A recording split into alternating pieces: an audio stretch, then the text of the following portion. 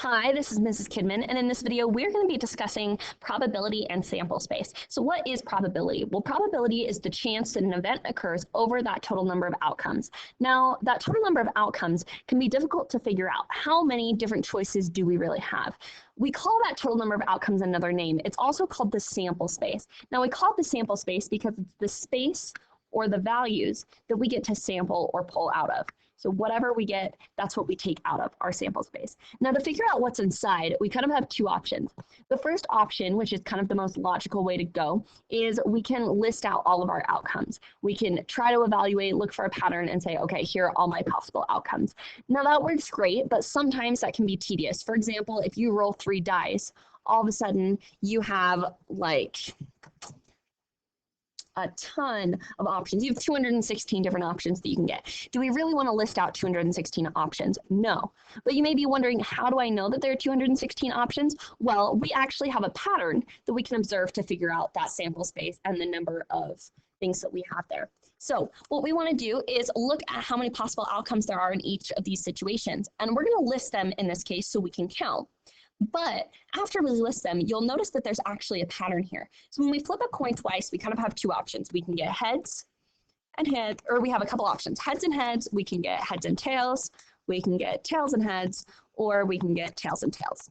Now, notice how there are two distinct things here. We've got the heads, the first part that we can roll, and then we have the second option that we can roll here.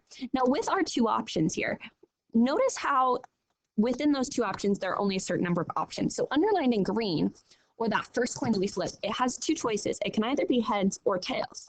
So two choices.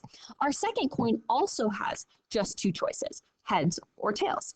And we can figure out the number of outcomes by multiplying those. Because notice there's, for every head or option number 1 in the first one, we have one of each of the options in the next one, and then it switches from there, so we get 4. So it is a great method to use. Instead of listing out all of our options every time, we can actually find the number of outcomes by looking at how many outcomes do I have with the first thing that I'm doing, how many outcomes do I have with the next one, and multiplying them together. So let's take a look at this next one here and apply that. So spinning a spinner twice, so that means we're multiplying two numbers that contain 4 equally likely colors, blue, red, yellow, and green. So the first time I have 4 options that I can get. I can either get blue, red, yellow, or green. And I'm going to spin one of those 4. The second time, I'm also going to spin one of those 4 options. And so total, I have 4 times 4, or 16 different options. Now we can list these out. We can go red, red, red, blue, red, yellow, red, green, blue, blue, blue, red. Okay, we can keep going, but that's really tedious and no one wants to do it. But as I look at probabilities here, I can know that they're going to be out of this 16. Now, listing the outcomes becomes helpful when we're trying to answer questions like, what is the chance that I will get at least 1 red?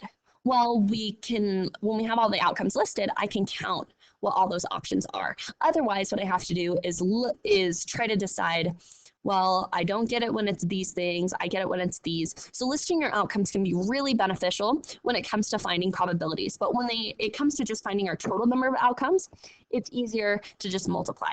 So rolling a dice, well, we're only doing something once, and so we have 6 options here. 1, 2, 3, 4, 5, and 6. Now, when we're doing this, you notice how everything that we've done before has been 2 of the same thing. We can do multiple things. If I roll a dice, and I flip a coin, I can find that sample space by saying the chance, or what the number of outcomes I have when I roll a dice is 6, number of outcomes I have when I flip a coin is 2, so total I'm going to have 12 outcomes. Now I can list all of those if I need to, or I can just trust that there are going to be 12 outcomes. And that's how we find that sample space or our total number of outcomes. And that's so crucial when it comes to probability, because that's what we're dividing by. What is the chance of something occurring out of its total number of outcomes, and we need to know how to find that. So please check out the next video in which we discuss how we can use probability when we're presented information.